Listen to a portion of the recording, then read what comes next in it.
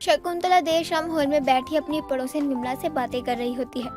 तभी राजू काम से घर आता है, जिसे देखकर शकुंतला विमला से कहती है, अरे विमला, मेरे बेटे के लिए भी कोई रिश्ता है तो बता दे। मैं तो बहुत परेशान हो चुकी हूँ, लेकिन एक ढंग की लड़की नहीं मिल रही है मेरे बेटे के लायक। अच्छा, उस दिन जो लड़की देखने गई थी वहाँ पर क्या बात हुई? कोई बात बनी या नहीं? अरे नहीं, लड़की तो सुंदर थी, लेकिन इतना बोल रही थी कि चुप होने का तो नाम ही नहीं ले रही थी। तो मैंने भी कहा, ना भैया ना, ऐसी लड़की को तो मैं अपने घर की बहू कतई ना बना सकती। जब ये अभी इतना बोल रही है तो ना जाने आगे चलकर कितना बोलेगी। ये भी तू ठीक कह रही है। तूने मेरी बहू को तो देखा ही होगा, कितना बोलती है। मैं तो पूरे दिन उसके बोलने की आदत की वजह से बहुत परेशान हो जाती हूँ। हाँ, ये भी है विमला। अब मैंने तुझे बता दिया ना, तू मेरे बेटे के लिए अच्छा सा रिश्ता ढूंढ दे। ठीक है, अब तूने कह दिया ना, तो मैं राजू के लिए जल्दी ही कोई अच्छी लड़की का रिश्ता लेकर आती हूँ। वैसे शाम को तू मेरे साथ बाजार चल रही है ना? हाँ, चल रही हो ना। नवरात्रि आने वाली है, उसके लिए भी तो सामान लेना है। हाँ, मुझे भी नवरात्रि का ही सामान लेना है। शकुंतला का बेटा राजू बहुत ही सीधा था। उसे चालाकी बिल्कुल भी नहीं आती थी, जिस वजह से शकुंतला चाहती थी कि उसके घर में जो भी लड़की आए वो घर को बना कर रखे, ना ही अखाड़ा बना दे। अब देर शाम जब शकुंतला और विमला बाजार जा रहे होते हैं तो उन्हें एक लड़की धक्का देते हुए चली जाती है, जिसने अपने मुंह पर कपड़ा रखा हुआ था और उसके पीछे 2 लोग भी होते हैं। अरे दिखता नहीं है क्या? शकुंतला, ये क्या था? क्या उस लड़की की जान खतरे में है? देखा तूने कैसे भाग रही है वो? हाँ, और ये 2 लोग भी उस लड़की के पीछे थे। जरूर वो मुसीबत में है, लेकिन हम क्या कर सकते हैं? हम तो भाग भी नहीं सकते ना, घुटनों से लाचार जो हैं। लेकिन मैं तो माता रानी से दुआ करती हूँ, बेचारी बच्ची की रक्षा करे। हाँ शकुंतला, तू एकदम सही कह रही है। देख रही है ना, माता को पूजने वाले लोग कैसे तमाशा देख रहे हैं, लेकिन एक लड़की को नहीं बचा सकते हैं। वही तो, और 9 दिन माता रानी की इतनी भक्ति करते हैं, जैसे इतने बड़े भक्त हो। औरतों को इज्जत देने वाला मर्द ही पैदा नहीं हुआ इस धरती पर। मुझे तो उस बच्ची की चिंता खा रही है विमला। सब कुछ अच्छा होगा, तू चिंता क्यों करती है? अब विमला और शकुंतला बाजार जाते हैं, वहाँ से सामान लेते हैं और घर आ जाते हैं। विमला भी शकुंतला के साथ उसके घर आ जाती है। अरे तू घर नहीं गई? मैंने तो तेरा झोला पहले ही दे दिया था, अब क्या लेगी? तूने ही तो कहा ना अभी कि तू चाय बनाने जा रही है, तो जब तू अपने लिए चाय बनाएगी ही तो मेरे लिए भी 1 कप बना लियो। लालची तो तू 1 नंबर की है। बैठ, बना कर लाती हूँ तेरे लिए चाय। अब इतना कहने के बाद ही शकुंतला चाय बनाने चली जाती है और इधर विमला टीवी देख रही होती है। लेकिन दूसरी तरफ शकुंतला के हॉल में पर्दे के पीछे कोई छुपा हुआ था, जिसका पैर साफ दिख रहा था। लेकिन शकुंतला चाय लेकर जैसे ही आती है, विमला शकुंतला को देखकर कहती है, अरे शकुंतला, भगवान तुझे अच्छी बहू दे। वैसे मेरी जुबान पर आज सरस्वती विराजमान है, क्योंकि मैंने तेरे लिए बहू ढूंढ ली है। अरे मैंने क्या, तेरे बेटे ने खुद ही तेरे लिए बहू ढूंढ रखी है। अभी तो तूने मेरे हाथों की चाय नहीं पी, फिर क्यों ऐसी पागल वाली बातें कर रही है? अरे मूर्ख तो तू खुद है, जो घर में छोरी होते हुए पूरे शहर में ढिंडोरा पीट रही है। मैं तेरी ये गोल मोल बातें अभी समझ नहीं पा रही हूँ। साफ साफ बोल, क्या बोल रही है? शकुंतला की बात सुनकर विमला पर्दे के पास जाती है और उसे लड़की का हाथ पकड़कर बाहर लाती है और शकुंतला से कहती है, ये देख, तेरे बेटे ने लड़की छुपा रखा है। सीधा साधा भोला राजू तेरा। लड़की? ये कहाँ से आई? राजू को तो आज मैं छोड़ूंगी नहीं। बेटी, कौन हो तुम? मेरे नालायक बेटे के कहने पर तुम यहाँ आ गई, लेकिन उसने तुम्हारे साथ कुछ किया तो नहीं ना? नहीं आंटी, आप लोग गलत समझ रही हैं। मैं वो नहीं हूँ जो आप समझ रही हैं। अरे चुप कर तू जो भी है हमें पसंद है। तेरा नाम क्या है? चंदा, अगर तू बाहर गई तो तेरे सौतेला भाई और माँ दोनों तुझे मार डालेंगे, लेकिन यहीं रही तो मेरी जान बची रहेगी। अरे क्या हुआ बेटी, क्या सोचने लगी? बोलो ना, क्या नाम है तुम्हारा? तुम्हारे माता पिता जानते हैं कि तुम्हारा और राजू का चक्कर चल रहा है? चंदा नाम है मेरा, और अगर इस बारे में माँ पिताजी को पता चलेगा तो वो मुझे मार डालेंगे, क्योंकि मेरी सौतेली माँ मुझ पर बहुत जुर्म ढाती है। बेटी, चिंता करने की कोई बात नहीं है, हम तुम्हारे घर वालों से बात करेंगे। नहीं, आप भूल से भी उनसे बात मत कीजिएगा। वो क्या है ना, मैं अपने घर से भाग कर यहाँ आई हूँ। फैसला आप पर है कि अब आप मुझे अपनाते हो या नहीं। लेकिन ये तुमने क्यों किया? आ जाने दे राजू को, मैं उसे छोड़ूंगी नहीं। नहीं नहीं, उन्हें आप कुछ मत कहिएगा। वो मुझे मना कर रहे थे, लेकिन मैंने अपने घर वालों को ये कहा कि मैं किसी से प्यार करती हूँ और शादी करना चाहती हूँ, तो वो मुझे मार डालेंगे। शकुंतला और विमला भी चंदा की बात मान लेती हैं और शकुंतला चंदा को राजू के कमरे में बिठा आती है। तभी राजू देर रात घर आता है तो शकुंतला अपने बेटे को घूर कर देखती है। माँ, खाना क्या बनाया है? मुझे बहुत जोरों की भूख लगी है। 1 मिनट, ये कौन है? आज से पहले तो नहीं देखा। कौन है ये? इसके साथ चक्कर चलाकर भूल गया कि ये कौन है। वो तो भला हो उस विमला का जिसने इसे घर में छुपते हुए देख लिया, वरना तो मुझे कभी पता नहीं चलता कि मेरा बेटा इतना तेज हो रहा है। माँ, ये आप क्या कह रही हो? मुझे सच में नहीं पता ये कौन है। अरे कौन हो तुम? और तुमने माँ से क्या कहा? देख, मुझे कुछ नहीं पता। अब तेरी शादी इसी से होगी, और वो भी जल्द की जल्द। और तो और, ये मेरी उसी वक्त बहू बन गई थी जिस समय इसने मेरे घर में कदम रखा था।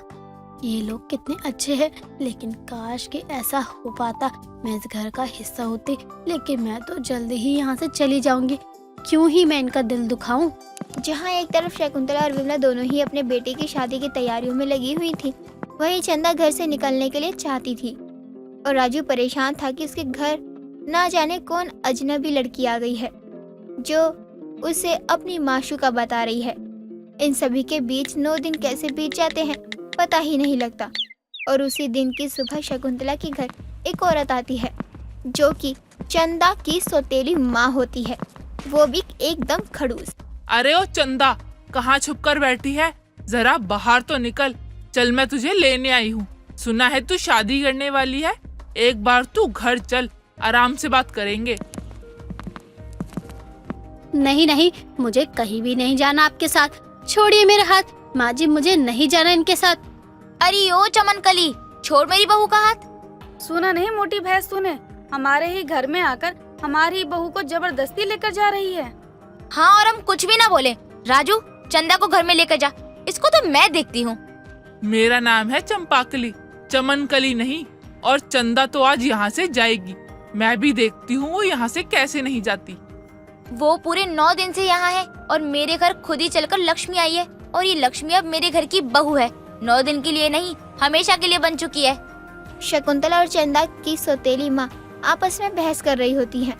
तभी राजू चंदा की मांग में सिंदूर भर देता है और ये देख चंपाकली और वहाँ मौजूद लोग सब हैरान रह जाते हैं। राजू, ये की ना तूने मर्दों वाली बात। अब तो चंदा मेरे घर की बहू है। 9 दिन तो मैंने इसे अपने घर की बहू बना कर रखा, और अब ये मेरे घर की परमानेंट बहू बन चुकी है।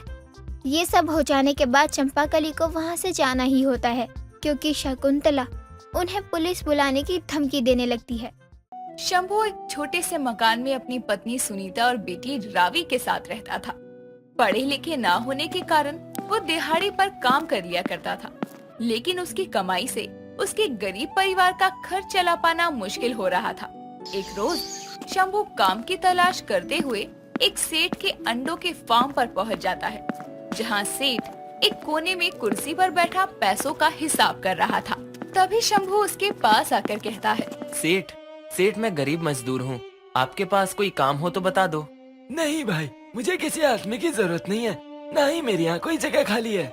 सेठ मुझे कोई भी काम चलेगा, गरीब हूँ साहब, काम की बहुत जरूरत है, मदद करो सेठ। शंभू के इतना कहने पर सेठ उसे काम देने के लिए मान जाता है और उसे अपने साथ फार्म पर ले जाता है, जहाँ बहुत सारी मुर्गियाँ थी और एक तरफ कुछ लोग मुर्गियों के अंडों को ट्रे में लगा रहे थे।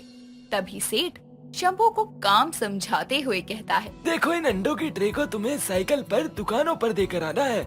कर पाओगे ये काम? हाँ सेठ, मैं कर लूंगा काम, आप चिंता मत कीजिए। हाँ, लेकिन याद रहे, अंडे टूटने फूटने नहीं चाहिए, वरना टूटे अंडों का हर्जाना भी तुम्हें भरना होगा और उस दिन की दिहाड़ी भी नहीं मिलेगी। और एक दिन के मैं तुझे बस 200 रुपए ही दे सकता हूँ। मंजूर है तो काम पर लग जा।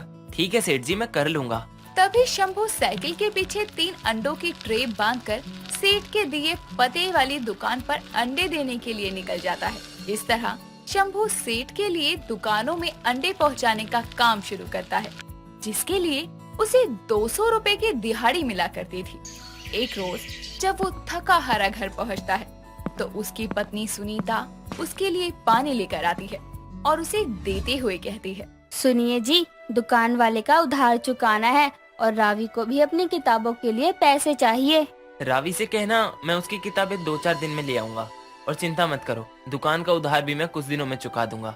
सेठ ने कहा है कि अंडे पहुंचाने के पैसे वो महीने में एक बार ही दे दिया करेंगे, हिसाब करके। वैसे सेठ तो बहुत अमीर होंगे ना जी, मैंने सुना है 100 मुर्गियां हैं उनके पास। हाँ, उन्हीं मुर्गियों के अंडों को बेचने का व्यापार करते हैं वो।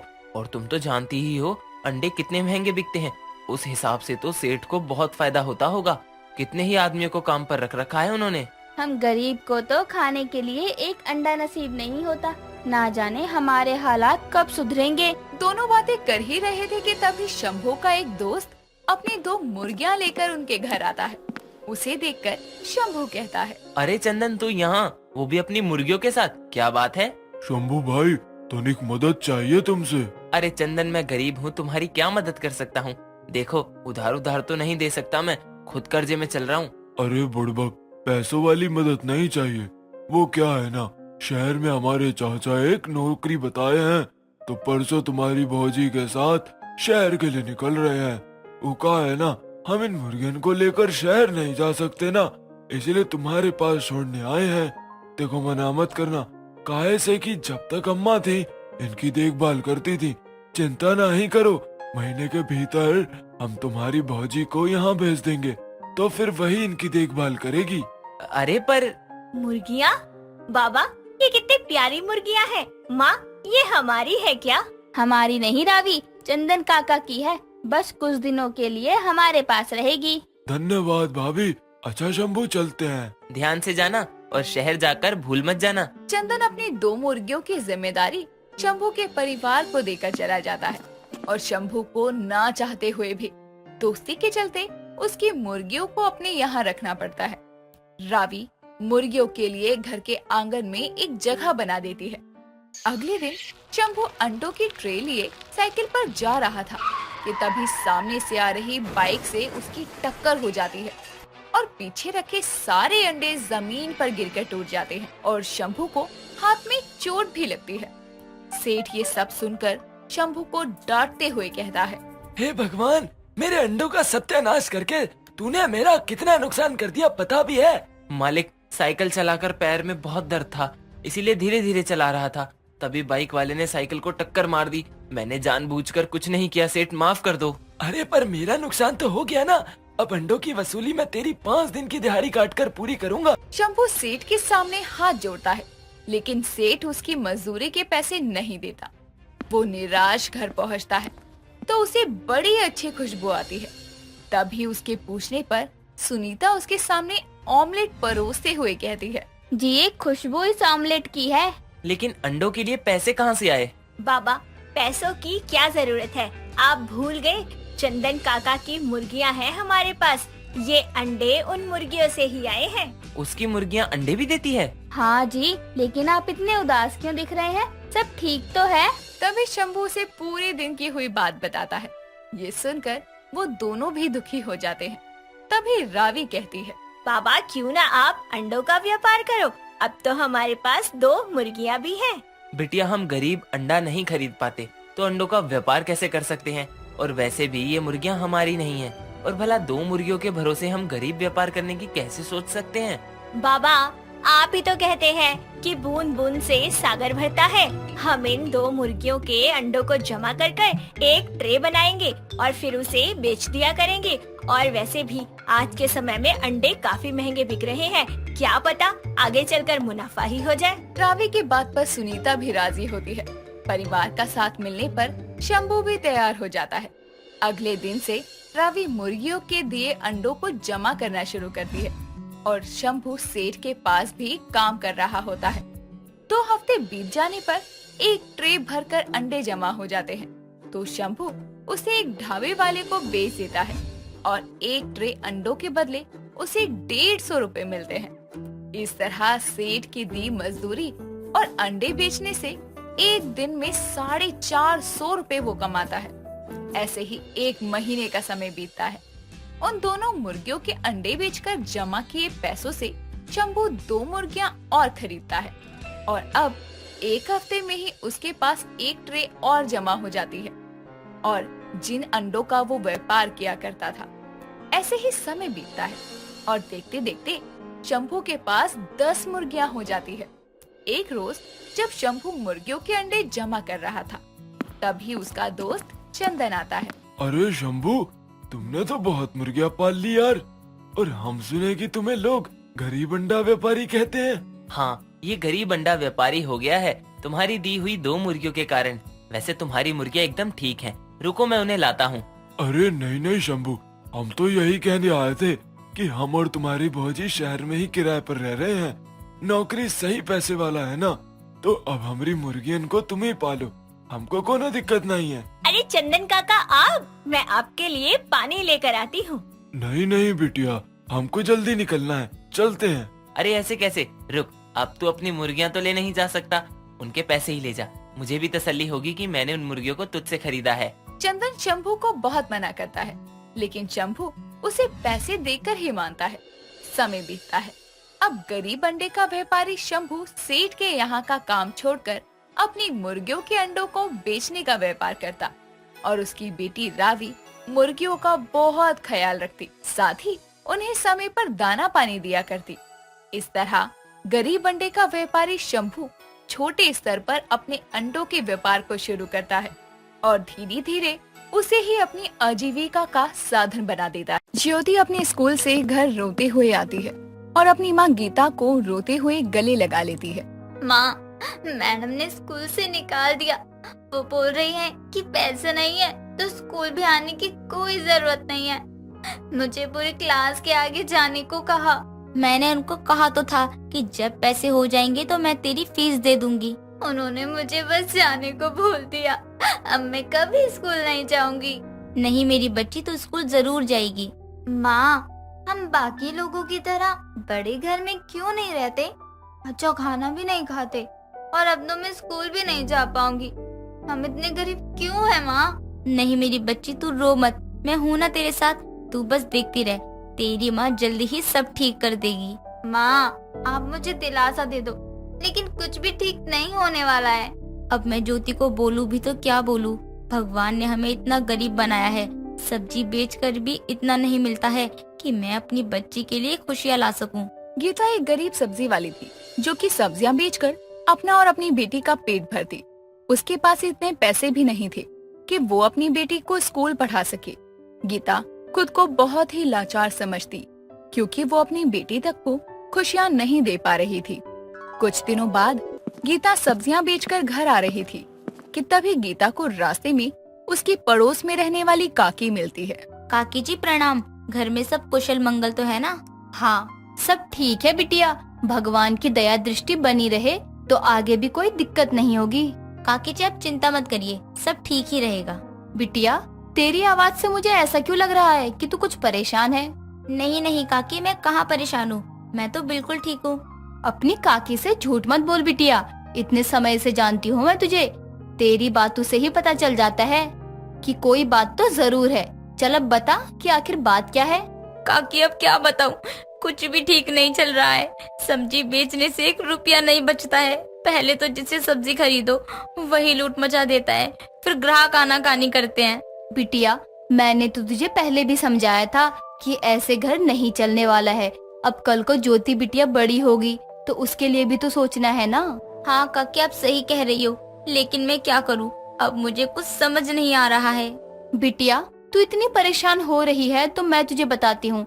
जिस घर में तू रह रही है उसके साथ वाली जमीन मेरी ही है। तू चाहे तो उसका इस्तेमाल करके अपनी खुद की सब्जियाँ उगा सकती है। लेकिन मैं कौन सी सब्जियाँ उगाऊं? क्या गीता बिटिया, एक सब्जी वाली होकर तुझे इतना भी नहीं पता? अरे मेरी मानो तो तू टमाटर उगा, क्योंकि टमाटर ही एक ऐसी सब्जी है जो हर समय इस्तेमाल होती है। हाँ, आलू भी होता है लेकिन टमाटर सही रहेगा। काकी आप सही कह रही हो, अब मुझे ऐसे ही कुछ करना पड़ेगा। गीता को उसकी काकी की बात बिल्कुल सही लगती है, इसीलिए अब वो टमाटर ही उगाने की सोचती है। अगले ही दिन वो काम पर लग जाती है। पहले तो वो पूरी मिट्टी को छानकर साफ करती है और उसमें से सारी पन्नी कागज साफ करती है और फिर टमाटर के बीज डाल देती है। लेकिन अभी टमाटर उगने में काफी दिन थे और उन दिनों के बीच में गीता को काफी ज्यादा परेशानियों का सामना करना पड़ रहा था। कुछ महीनों बाद टमाटर उगते हैं। अब गीता टमाटर लेकर बाजार जाती है और उस दिन टमाटर बेच रही होती है। टमाटर ले लो, टमाटर, लाल लाल टमाटर ले लो। गीता के ठेले पर एक आदमी आता है और बोलता है, कैसे दिए टमाटर? 40 रुपए किलो है साहब, आपको कितना दूं? नहीं नहीं, रहने दो, अभी तो घर में टमाटर होंगे। और वैसे भी बिना बात के टमाटर खरीदना अच्छी बात थोड़ी है। क्या हुआ साहब, क्या सोचने लग गए? अरे देसी लाल टमाटर है, ऐसे टमाटर आपको पूरे बाजार में कहीं नहीं मिलेंगे। बताओ कितने किलो दे दूं आपको? अरे कह दिया ना नहीं चाहिए, एक बार में बात समझ में नहीं आती क्या आपके? वो आदमी गीता पर चिल्लाकर वहाँ से चला जाता है। उस दिन एक भी टमाटर नहीं बिकता। गीता काफी ज्यादा निराश और उदास होकर अपने घर वापस चली आती है। घर में खाने को एक भी दाना नहीं था।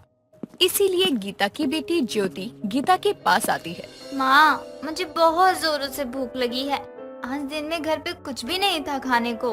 बेटा तू चिंता मत कर, मैं तेरे लिए खाना लाती हूँ। माँ लेकिन आप भी खाना कहाँ से लाओगी?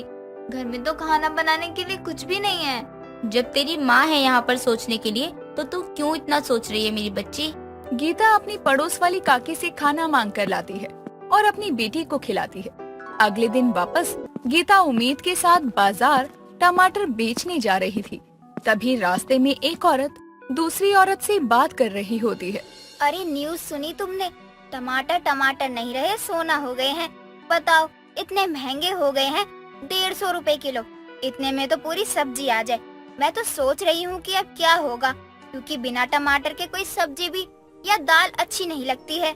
उस औरत की बात गीता सुन लेती है और वो बाजार में जाती है। टमाटर इतने महंगे हो गए थे कि अब तो लोग टमाटर खरीदने से पहले 100 बार सोच रहे थे। तभी गीता बाजार में आवाज लगाते हुए बोलती है, 145 रुपए किलो टमाटर, आओ आओ ले लो टमाटर, देसी लाल टमाटर। गीता की आवाज सुनकर वहाँ पर फटाफट से लोगों की भीड़ जमा होने लगती है और देखते ही देखते काफी सारे टमाटर बिक जाते हैं। ये देखकर गीता को बहुत खुशी होती है।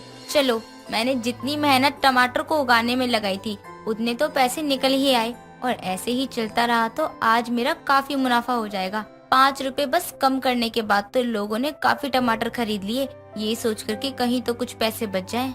गीता काफी ज्यादा खुश थी क्योंकि कई समय बाद गीता के हाथ में काफी सारे पैसे आए थे। टमाटर महंगे होने की वजह से कोई कम टमाटर भी ले रहा था, तो गीता की कमाई अच्छी हो रही थी। ऐसे ही कई दिनों तक चलता है। कुछ दिनों बाद गीता अपनी बेटी के लिए बहुत सारा अच्छा खाना लेकर जाती है। ये देख ज्योति बेटा, मैं तेरे लिए कितना अच्छा खाना बना कर लेकर आई हूँ। माँ, ये सारा खाना आप लाई हो, वो भी मेरे लिए? और नहीं तो क्या, अब मैं ये सारा खाना किसके लिए, बाहर वालों के लिए तो नहीं लाऊंगी ना। माँ बहुत अच्छी हो, सच में। दोनों माँ बेटी बड़े चाव के साथ वो खाना खाती हैं। लेकिन रात के समय बहुत ज्यादा जोरों की बारिश होने की वजह से काफी टमाटर झड़ जाते हैं और कई टमाटर खराब भी हो जाते हैं। हे भगवान, कहीं उम्मीद की किरण दिखाई तो अब ये। इतना नुकसान देखकर ज्योति और ज्यादा परेशान हो जाती है। लेकिन जब बाजार की तरफ जाती है तो पता चलता है कि टमाटर अब और महंगे हो गए थे। हे भगवान, ये क्या कहर बरसा रहे हो? टमाटर इतने महंगे हो गए हैं। मुझे तो ऐसा लग रहा है कि मैं गरीब इतने महंगे टमाटर बेचकर लोगों को ही लूट रही हूँ। गीता को अच्छा तो नहीं लग रहा था, लेकिन वो भी गरीब थी, इसीलिए वो भी अब महंगे दाम पर टमाटर बेचने लग गई थी। गीता को काफी ज्यादा मुनाफा हो रहा था। ऐसे ही कई दिन निकलते हैं। गीता की गरीबी में अब काफी ज्यादा सुधार आने लगता है। एक दिन जब गीता बाजार से घर वापस आ रही थी, तो वो अपनी ही तरह एक गरीब परिवार को देखती है जिसके पास खाने को कुछ नहीं था। गीता उन्हें भी टमाटर देती है और अपने घर आती है। घर आते के साथ ही वो देखती है कि ज्योति और काकी बैठकर बातें कर रहे होते हैं। अरे काकी, आप यहाँ? अच्छा हुआ आप ही आ गई, वरना मैं खुद ही आपसे मिलने के लिए आने वाली थी। अरे अब कहाँ मुझसे मिलने कोई आएगा? काकी, आप कैसी बातें कर रही हो? मैं तो आपको बहुत याद करती थी। आपकी वजह से ही तो आज मेरे हाथों में कुछ पैसे हैं। गीता बिटिया, मुझे भी कुछ टमाटर दे दे। वो क्या है ना, इतने महंगे हो गए हैं। काकी, आपको मांगने की जरूरत ही नहीं है, रुको मैं अभी लाती हूँ। टमाटर की महंगाई की वजह से गीता की गरीबी में कुछ सुधार होता है और अब वो अपनी बेटी के आगे के भविष्य के लिए सोचती है।